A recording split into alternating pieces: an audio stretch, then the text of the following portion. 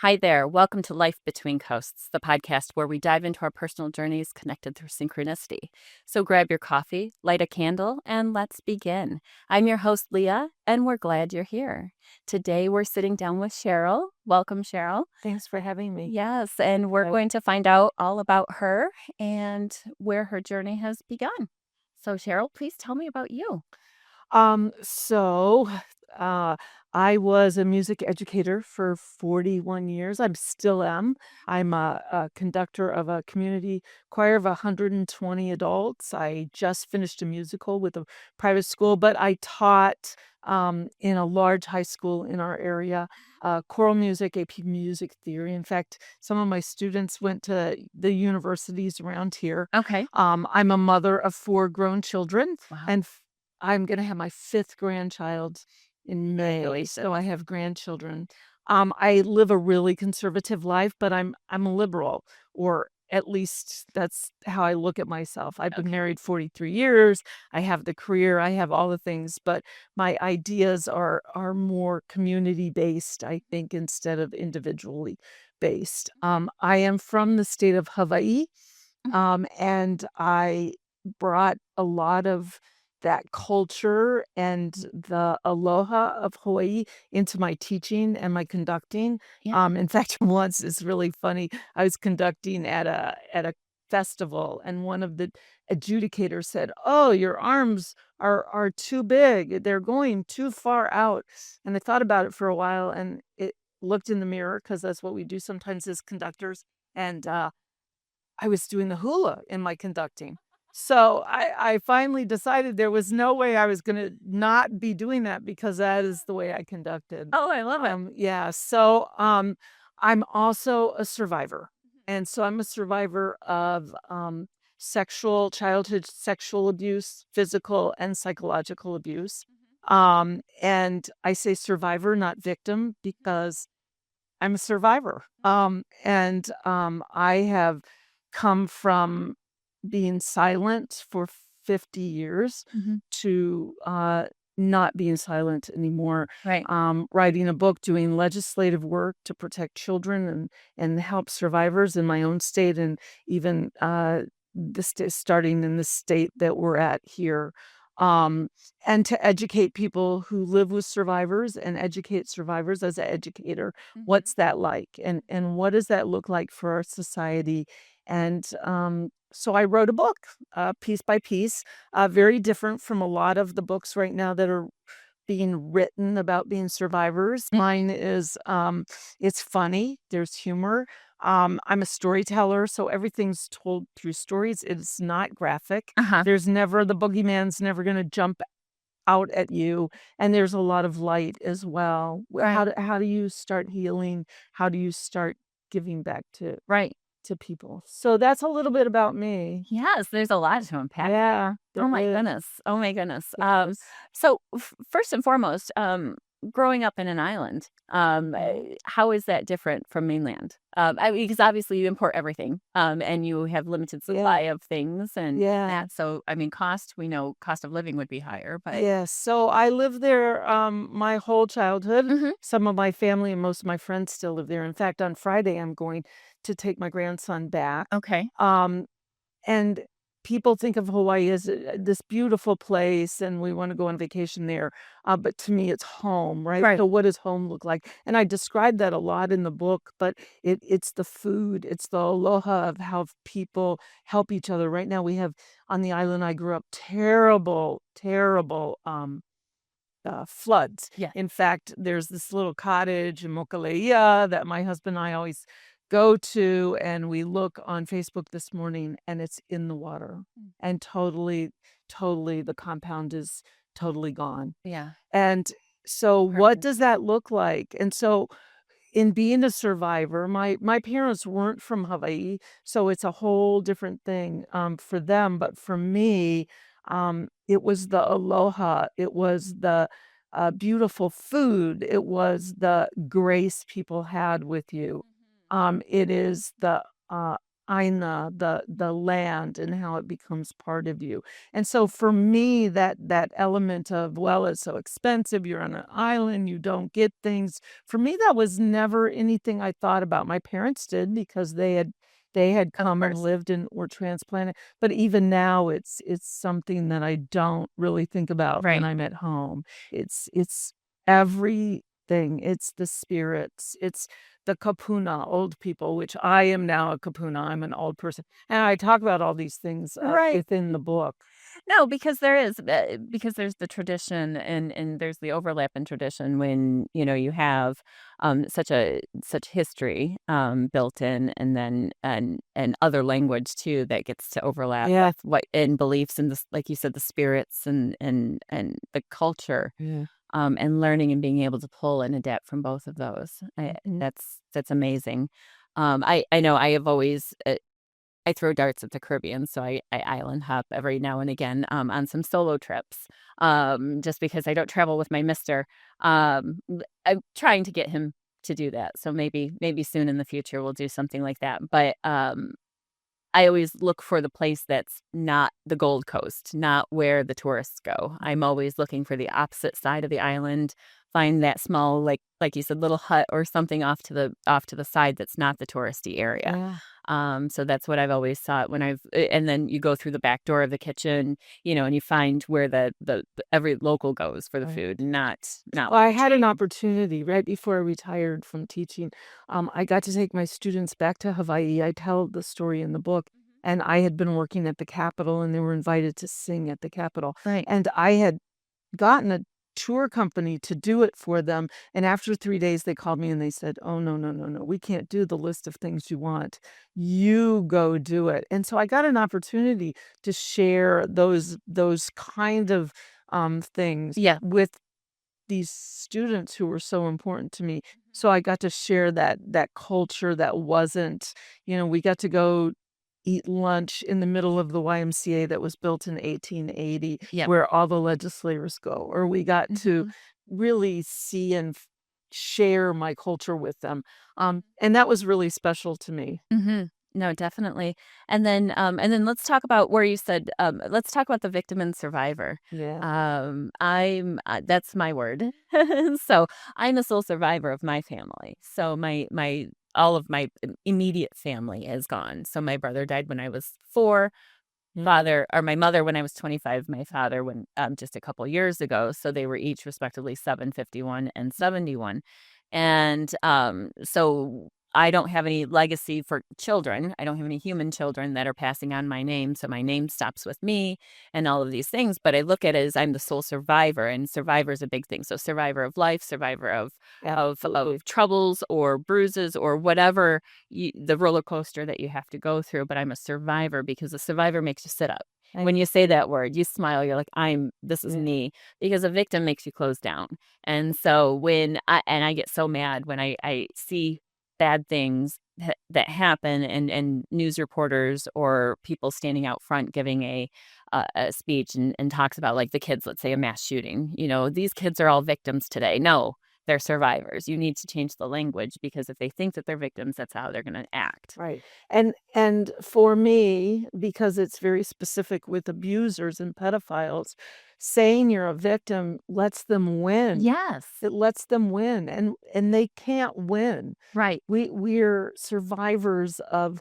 childhood trauma Right. that has changed what the trajectory is going to look like or what our journey is, but we're still taking that journey and we're still growing and learning and And so how did you what I mean, not details, but like what allowed you to just to be able to break free from that? so, the book's name is Piece by Piece Mhm. because it's not I can't say to you it's one big thing that happened, although there were some significant things, but there wasn't one big thing that happened.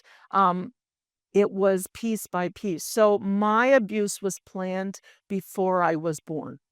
It was systematically planned how I would be controlled, how I would be a possession in every possible way. So I didn't have something that was already built that someone tore down, Okay. right? I was given these broken pieces and I kind of put them together. Mhm. And as life went on, I kind of tried to put them together. And so I in my mind, I was going to leave in college and it would be all done because I had 18 years of abuse. I told adults, adults knew it. They didn't do anything about it. How else am I going to do this and not be on the streets like Right. many of the kids that I'd seen in drugs and things like that? I was going to make a different choice. So I went to college and I went to Baylor University. The name of the book is there in the book. I told someone and it was totally different. They supported me. They Yeah. said, if you go home, you can come back and have school. But I think what really was the thread through all of that was music. So I am a music conductor, a music teacher. Music is always in my book. If you look in the book, you'll see a picture of me, 18 months old, sitting. It's the only picture there is. I'm 18 months old. I'm sitting at the piano. And Uh-huh. it's was always that thread Yeah. that got me through everything. So we know that music is good for everyone, but we also know that it counteracts the cortisol that's going through your body when you're going through trauma. Yes. And I think that how I progressed through life, that music counteracted the cortisol. Even though cortisol did a lot of physical damage to me, I have 5 neurological conditions that I deal with every day. That music has always played such an important role in my journey of healing, basically. Yes, and that ties in, with a lot of my belief in the music as well. So, I mean, there's so much. This is unreal. I'm laughing because, Alexis, books our appointments, and she loves this, so this is where I'm starting to all this is coming together, because music, to me is life, that's It it. is. I wake up I go to sleep at night listening to, like, a meditative kind of music, I wake up listening to that same, so when you're in that, 5:30, 6 a.m., like, everything is just that like, everything is peaceful and quiet. You might hear a bird chirp, but, I have a little bit of that soft meditation music, and I get to, like, just breathe for a moment and just start my day just at peace. And then, of course, you turn on some good music while you're showering, and then before you leave, and then it plays, it transfers to the car, and when I walk in, I have a speaker under my desk, and instantly so music is everything to me, and that's where we started the Anthem project here as well because it's a connecting point. It's a healing point. Mhm. It's, the lyrics, the just everything, if you can, be inspired or be lifted just by, one verse, that's what it's worth it. Well, and I build, music communities where, we build these safe places. You can have a choir that sings together. All our voices are so personal unless you have this safe space. And so for me, it's actually making the music, sitting down and playing the piano or conducting 100 Yeah. adults who are from different cultures and different walks of life, ages, everything, and coming together and creating something together. Yes. It's so powerful. Yes. So I think mine experience with music is even goes beyond. I have students that I've taught how to write music and now write for video games and movies, right? Right. So they're changing people's lives through the music that Yeah. they're writing. Yeah. And what has been your favorite part of the musical journey? What do you think? Oh gosh. That's really hard to say because it's more general. Okay. My favorite part is taking a group of students who have nothing in common except for that they want to sing and making an environment where everyone feels safe and making this incredible music that we can share. My students are uh on iTunes. They're, famous, they sing in movies, and they're on Broadway and Carnegie Hall, but to me, it's even more powerful when they're a group together and they let that music just bond them together for Right, life. right. And I think that, I mean, when did you start, like, did you start yourself, like, early on in a choir? Is that did you So do something like that, like, in grade school, and that's what started it? yeah, And so, I was singing, doing hula, I was playing the piano from I can't even remember when, right. and about the 4th grade, I tried out for a solo. I Uh-huh. didn't get the solo, Okay. but the girl that I still know 60 years later didn't show up that day, and I got to sing the solo, Oh, and, fabulous. it was the first time I got to share my voice. Wow. And so it was really important because nobody was listening to the little girl with the voice that said, "Hey, help me." Yeah. So here was a way to share my voice that had people listen. And I tell lots of stories about childhood when I got to go see Beverly Sills and I said, "Hey, I want to be like her on Carnegie Hall stage." Right. Um, And, now if you have students that have gotten there, have you gotten there? no, No. because I've sung, Mhm. but I've always felt deep down inside that, um, I needed to save children. I know that sounds even before I told anybody about who I was, that my calling was to share music and save children through music and through teaching.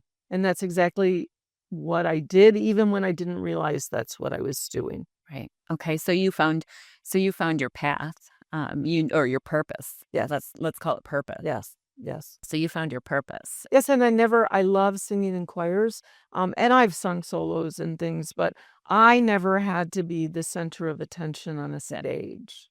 Mhm. I that this even writing this book, the book is not even it's my memoir, so it's about me, but even though it's about me, it's not about me. It's about telling survivors you're not alone. It's about Mhm. changing legislation.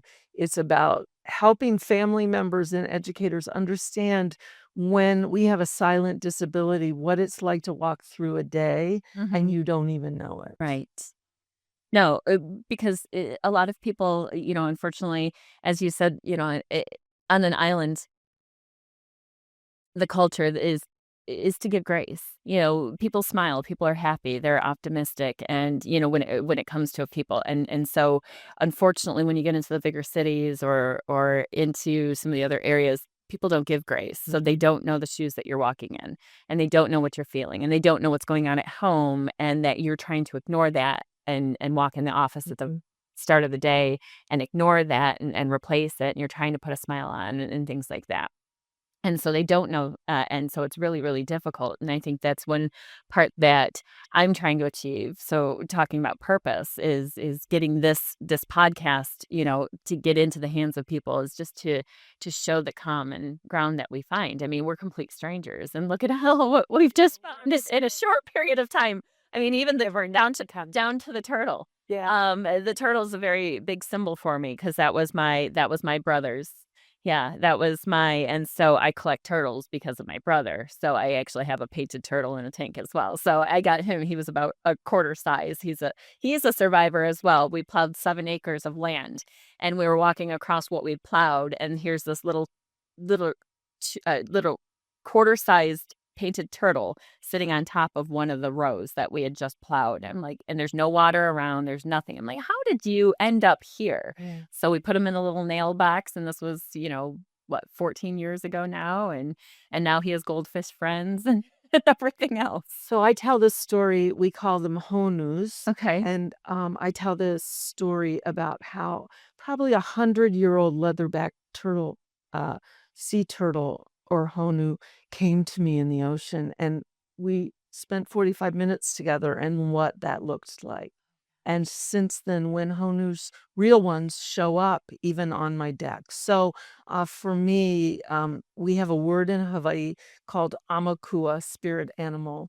And Mhm. I never thought a turtle would be my amakua. I thought I'm actually a Leo born the year of the tiger. Okay. So I thought either the tiger or the lion was going to be Right? my amakua, and all of a sudden, these animals have come into my life, um, And I think it's to teach me patience and to teach me that's why I have it on my wrist so that I can look at it and say, "Be wise, be patient, Mhm. even when it's hard." Yes. So another thing we have in common. Oh, no, I absolutely. And the fact that I'm doing the same thing, putting on paper exactly, that the struggle, but in a different sense, but the same in the same manner. So talking about how it's done, but then adding that personal touch to it, and just saying this is how I did it because going through, and mine isn't necessarily um, abuse, but it's, for 4 years I had Lyme disease that was undiagnosed, so it's still an invisible disease. It was you don't worry what's going on, but I literally lost Yeah. my mind, in the form of dementia, courtesy of encephalitis, and rage response, and some really nasty stuff comes out of it. Yeah. And so that's where I was picking up the pieces, and then that's where it started. Okay, now I need a voice. I can't be the wildflower anymore. I need to talk to people and tell them that division is nasty and, loneliness is scary. And, we need to be better people, better humans to each other. And, so the book is more about coping, how to go through it and how to take the deep breath and how to take, give grace and start responding versus reacting. But added with that personal memoir part of, you can go through loss and you can go through transitions and you can choose to have to rebuild yourself at different times. But you know what? I'm not in the fetal position sucking my thumb in bed. I'm living my life while all of that still happens. So now that's the purpose part that you talked about as we started is, so you're fighting for those children now. So what are you I'm doing there? fighting for survivors and children. Mhm. So, um, we know that in Michigan, 1 in 5 girls have had a sexual assault under the age of 18. That's a huge, Huge. number, and so they all grow up, and many of them are silent. I've had many 70 and 80-year-olds lately come up to me after they read my book and say, "I have never told anyone, but I'm a survivor." Just using that word is important for me to hear coming out of their mouth. Yeah. And so in Hawaii, um, I have worked on what's called statute of limitations, which gives survivors an opportunity to have accountability way after what the statute of limitations have traditionally said, which was 15 months after you're 18 years old. And we know that survivors of this type of abuse once or many times don't talk about it, and it Mm-mm. may take 50 years. It took 50 years for me to even talk about it at all. Um, and so I work on those statute of limitations, to try to have that accountability. It's huge right now, Mhm. in the United States that It is. people really don't realize that the laws really protect, predators instead of Mhm. survivors. It is. Um, It is sad too. It's very sad it that is. the person that has been afflicted now with this pain that they have to carry with themselves. Yes. Now, what prompted you to So to speak so out? I I s I was, just living my life, with my kids and my Okay. husband, and I have a brother who lives in Hawaii, homeless for his whole entire life, and he's mentally ill, and he came to visit for a Christmas and went the word is papuli in the book, a little crazy, a lot crazy. Okay. And, the state of Hawaii said, "We need him back in Hawaii, and we need him now, or we'll extradite him." And so, you can read the specifics of the story in the book, but I went back to Hawaii after 25 years, and I'm sitting there in a waiting room, at the state mental hospital, and a psychologist, social worker came out and said, "We know your story, and we have a law we're trying to change with the statute of limitations. Here is a human rights lawyer. We think you could help." here's the number. And I took the card and I went home to the mainland for 4 months. I thought, oh, I don't know about this. And then I thought, you know what? If I can help one kid, one survivor, Mm-hmm. then I'm going to do it. So I had to go to court against my abuser. Okay. And I did, which was very hard because my abuser was my father. And I won. And with that, then I could start testifying and start saying my truth to people who needed to hear it to change laws. It took 7 years. We just last year signed a bill in the state of Hawaii with Governor Green, who is a really wonderful governor. But it was a compromise. It was only retroactive from July 1st, 2024. So any survivor before that. So there's a lot of work to do. And I Right. thought, well, how can I get my story out? And so I wrote a book to get the story out. And lots of things have happened. It just coincided with all of the news that we see and how people are treating each other. And so that is kind of how this journey got to be where it is now. So you've helped to pass legislation in Hawaii. Now what about Michigan? You kind of mentioned a little bit about Michigan. Are you working here, trying to do things So here I'm as well, starting or are you to trying do things to? in Michigan. Mhm. It's really hard to tell your story, or it was at least 10 years ago when I started, if you weren't from the state, if your abuse didn't happen in the state, because Mhm. SOL's statute of limitations on juvenile is state to state. Right. There isn't really much federal law unless you're on federal land. So Biden did sign some laws that helped SOLs in federal land situations. Right.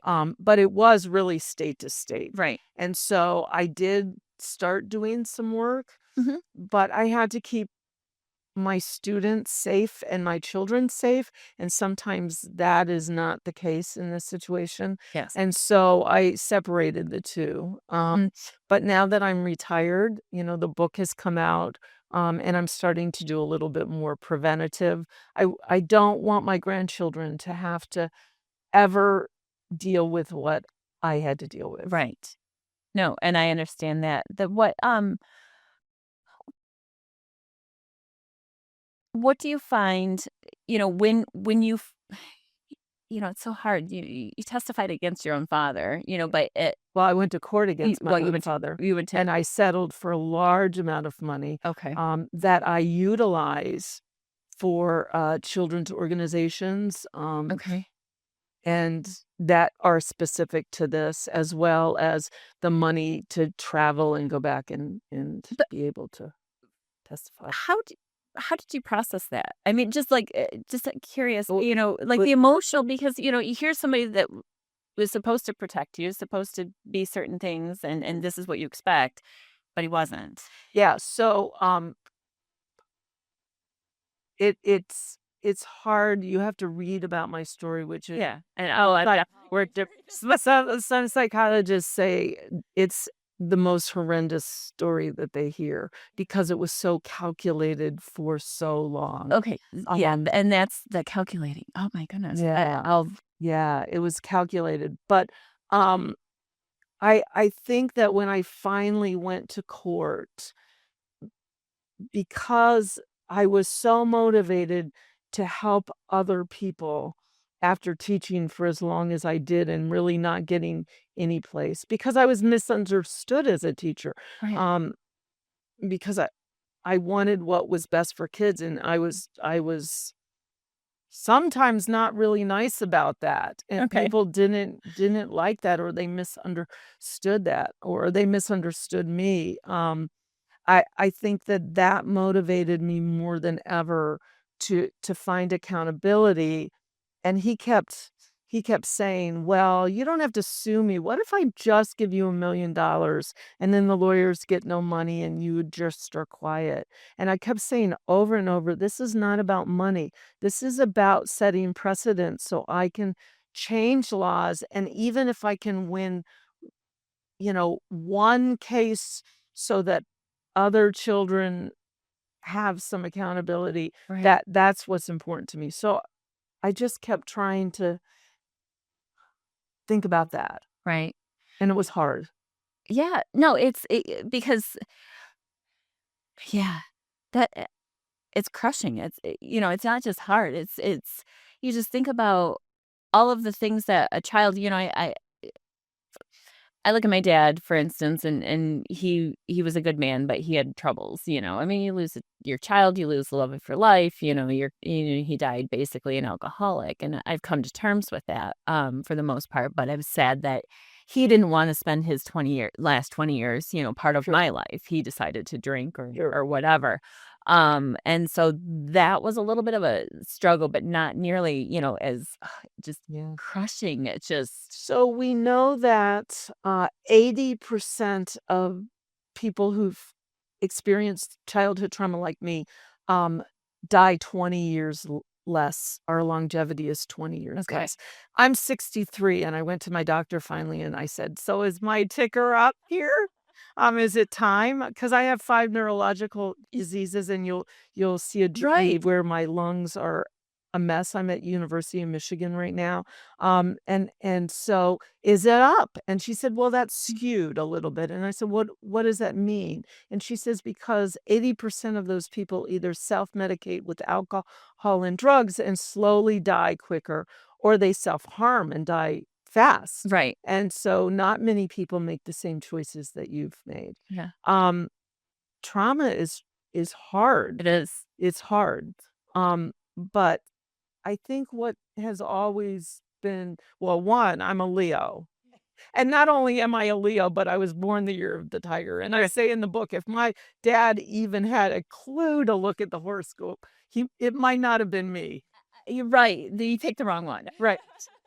So, and music played such a great role. Yeah. The Hawaii culture played Yeah. such a great role for me. The Aloha spirit, which people here don't really understand. I think that's why it's hard for you to understand how it can be so motivating that I wanted to help students and change children's lives so they didn't have the same life or Right. struggles I had. How motivating that was to me. I don't think that people from this culture that we live in, Right. it's the Right. norm. Because no, because a lot of it, you do hear about things, but it's always later on in life. You talk about the 1 in 5 under age 18, and and it doesn't have to be like you said. It could even be just the one time, but it's sometimes it's the oh, you want it, or and it just happens. They don't say no, or they just let things happen, and sometimes it's aggressive, I think, or I don't know. They're Like, what children. They're yeah, well, and children. they don't have the right to make the They're decision children. And themselves. and my SOLs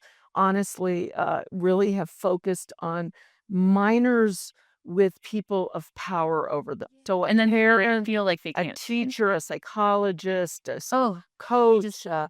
Yeah. So I feel it in my body, and it's just it it's is. not it's just it's so It is, which is sickening. why we can't be quiet. It's sickening. We can't be quiet and we have to find our voices because predators know what the laws are. Yeah, They know that they're going to scare children into being quiet or feel guilty or yeah, feel like it's their fault. It's never their fault. They right. are children. Never, ever, ever, ever. I want It every survivor to hear this. It was never your fault. yes. And so they do this mind game that's how people feel, survivors feel for 50, 60, 70 years. And because nobody talks about it, there's no accountability and it's just keeps happening and Right. happening The and cycle happening continues. all over the world.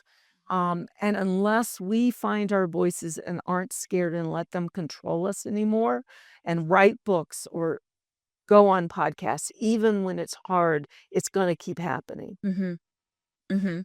And what's your next step, with continuing this and helping to make sure this doesn't happen, or get that message out there? That's a good question because, when I go online and I wanna promote my book, everyone wants, "Oh, well, what are you branding? What are you what business do you want to have?" I hear that over and over and over, and this is not about branding me or business. This is about a book getting out in book clubs to help people understand that it's here, something we don't talk about. It's here, and And what do we do? It's about how do we prevent it? How do we educate parents on what to look for? How do we educate educators? I have tried to get this book into, educators' hands. People are scared of this subject. It is a very tricky subject. I guess my end game here is that the book goes viral, but only for the fact that it gets to people that need it. right. Right. No, because there's the 3 parts. It's the education, the understanding, but the perspective. This is your perspective. This is what happened to you. This is everything. And so and I'm going to look here for the epilogue. So for 199 pages, they get your perspective Yeah. of what happened to you, and they get to walk in your shoes. But they also get the good parts. And they So get the good unlike parts, and so they get the many, happiness, it's and in they get 4 because, measures. you So know if you're gonna read it, read all of it, because the 4th measure has light and hope, Ye and it's humanity. I think that's the one thing that I wanna leave us survivors. What I hope is that we all have hope. yes. And There's hope. optimism and looking out and saying that, yes, bad things can happen, but that doesn't define who I am. That We is can still exactly right. do those things, and we can Yes, still grow, and we can still be better, and we can teach each other and learn from each other, and definitely exactly. that. And now where can people find your So book? it's on Amazon. It's Okay. also at Schuler's bookstore here in Michigan. It Okay. is on Barnes and Nobles. But it's I have a website that has lots of links and resources And what as is the well. website? And so it's SherylHauk.com, SherylHauk.com. Mhm. And it has where you can buy it, where you can contact me, where you can get resources if you're a survivor, or you know someone who needs resources, all over the world, not just locally or Right. nationally. And yeah, so That's I it. really there's lots of stories. It's about stories Right. and telling the stories that I thought would help other people understand. No, and it proves, with the resilience is there, that you can, get through it, and the humor, that's the best part because, you do I always joke, and say that my people, even though they're dead, at least they picked a 6-week window of time. So from September 28th to October 29th, everybody died. So, that's the best part. And other than my brother, my mom and dad, and the last 3 animals that they had are in a little carry-on suitcase in my closet because I don't know what to do with them. So it's like I always joke that I was going to carry them around in a knapsack, and essentially that's what I'm doing right now. But, so you have to have that humor about life and death and, all the messy parts in Yeah. between. If you can't laugh at some of it, I mean, I have a story about my mother um, in Monte Carlo in capris in a fanny pack, Yep. and her riding a Vespa at 89 years old Boy. with all of Rome watching her hold on to a teenager screaming. So, there's lots of funny things, there's lots of tender things, Yes. but nothing's gonna jump out at you. No. I've had friends who know me who say, "I'm scared something's gonna jump out when I read it," and nothing does. No. It's just a story with a thread of music and aloha and ohana and how we can have hope. Yes. And so then let's talk a little bit more about that music. So as we come to an end of ours, let's talk how much that music has influenced you before we get to finding out what your anthem is. Yeah. Um, It how like what during each season and growing up has your influence changed, or what influences you in music changed, or do you find that different seasons, because before, the one thing that I said before we sat down was just about the anthem, and you said, oh, there could be so many, and that's fine, you can pick as many as you need, but just for seasons and things, how has the music influence so changed? music is me. I can't say there's any influence. It's been my savior. Right. And I don't say that to be sacrilegious. It No. really, literally has been my savior. So it is me. So It's just me. it runs through your veins. It is That's your life. what I am. And even my students will say, "We've never seen you so happy as when you're conducting Yeah. or when you're making music with us." And that doesn't necessarily mean, I've been on Carnegie Hall stage. I've done all the things, the Pistons basketball games and things like that. But just being in a room and making music and is what is so important to me. I can't say, "Oh, well, I liked this genre or I like this genre or it was this moment No. or that moment." It wasn't one moment. Music is just a part of the thread that holds me together. Mhm. And what has been, as part of the musical journey, what has the been the part that keeps you going with that journey, So it's like, if it's the thread of it's your lifeblood, but, like, when you interact with students, let's say have you ever come across, like, a prima donna of sorts, Oh, a difficult absolutely. Or artist? their parents think they're good if we've done it. That's even better. Yeah, but so how have you coped or gotten through those moments, when it's like sometimes it's just so frustrating. It's like, I'm in a room full of people Yeah. that think they're better than they are, or how do I get this better, or how do I change this, or how do I. Yeah. Well, that's the teacher in me. The teacher in me is to set up a community that Mhm. teenagers especially grew into these incredible human beings because they finally at some point realized they couldn't make ensemble music unless it was together. Yes. Isn't Um, that an amazing thing? it You have is. to sing together and especially some of the a cappella groups and that, Yeah, and I had, we won the last year. We were, the all-state MSVMA, large ensemble at All-State in the state of Michigan, and we lovely. were an a cappella group, and they did a cappella jazz as well as a cappella traditional, Nice. choral music, and so it is to listen to them as, like, the pinnacle of my existence. Oh, no, no, that fascinates me, when a group can do the acapella and make all the different noises and make it sound like, there's a full, orchestra behind them at certain times, it's just amazing, it's It's just amazing. amazing. Now what, your group that you said 120?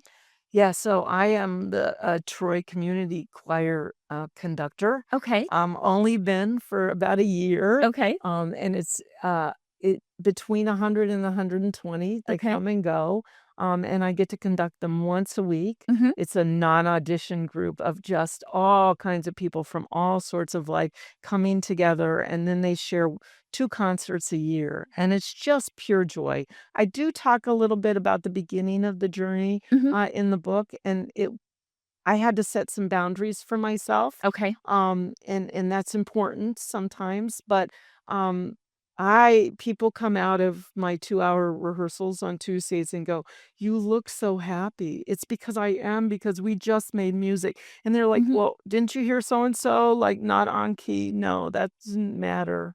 It was what we were making together. That always reminds me of the, um Andy Griffith Show with Barney in the choir when he was singing off key, and everybody wanted him out, and he wanted to solo, and nobody wanted him to sing, so they had, oh goodness, what was his name?